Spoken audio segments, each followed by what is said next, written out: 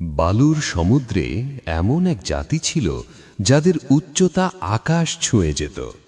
শক্তি, সম্পদ, অহংকার।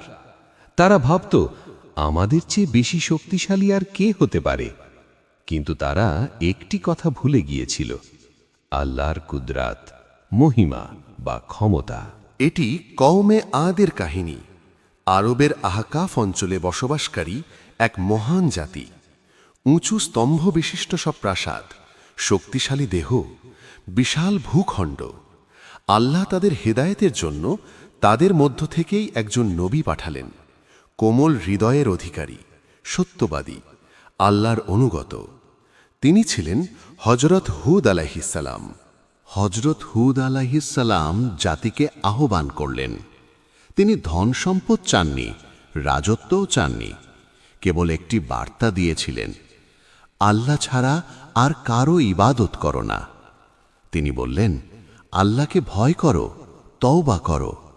এই প্রতিমাগুলো তোমাদের কিছুই দিতে পারবে না। কিন্তু কওমে আদ উপহাস করে হেসে উঠল। তারা বলল, তুমি কি আমাদের উপাস্যদের থেকে দূরে সরিয়ে দিতে চাও? জাতি তাদের নিজেদের শক্তির উপর দম্ভ করল। তারা বলতে লাগল, আমরাই সবচেয়ে বেশি শক্তিশালী। তারা হযরত হুদ আলাইহিসসালামকে অস্বীকার করল। আল্লাহর আযাবকে শাস্তি মনে করল। তাদের অহংকার ক্রমাগত বাড়তে থাকল। অন্তরগুলো কঠোর হয়ে গেল, চোখগুলো অন্ধ হয়ে গেল।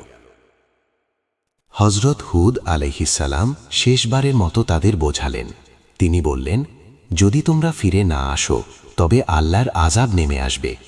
জাতি উত্তর দিল, নিয়ে এসো সেই আযাব যার ভয় তুমি আমাদের দেখাচ্ছ। এটি ছিল সেই মুহূর্ত যখন রহমতের দরজা বন্ধ হতে শুরু করেছিল। আকাশে মেঘ দেখা দিল। জাতি আনন্দে মেতে উঠল। তারা বলতে লাগল, এই মেঘ আমাদের বৃষ্টি দেবে। কিন্তু তা বৃষ্টি ছিল না, তা ছিল আল্লাহর ফয়সালা। এক হাড় কাঁপানো প্রচণ্ড ঠান্ডা ঝড়, যা দিন ও রাত ধরে একটানা বইতে লাগল। সেই ঝড় সবকিছু লণ্ডভণ্ড করে দিয়ে যাচ্ছিল। প্রাসাদসমূহ, দেহ, অহংকার। কওমে আদ এমনভাবে পড়েছিল যেন উপড়ে পড়া খেজুর গাছের অন্তঃশ্বাস শূন্য কাণ্ড। কেবল হজরত হুদ আলাইহিসসালাম এবং ঈমানদারগণ সুরক্ষিত ছিলেন। এটিই ছিল আল্লাহর ওয়াদা এবং আল্লাহর ফয়সালা। এই কাহিনী কেবল অতীত নয়, এটি আজকের মানুষের জন্য এক বিশেষ বার্তা। শক্তি, সম্পদ, জ্ঞান যাই থাক না কেন, যদি অহংকার চলে আসে তবে পরিণাম তাই হবে যা কওমে আবের হয়েছিল। আল্লাহর নবীদের কথা মেনে নেওয়াই মুক্তির একমাত্র পথ। ইসলামী তথ্যচিত্রের উদ্দেশ্য কেবল দেখানো নয়, বরং উপলব্ধি বানানো।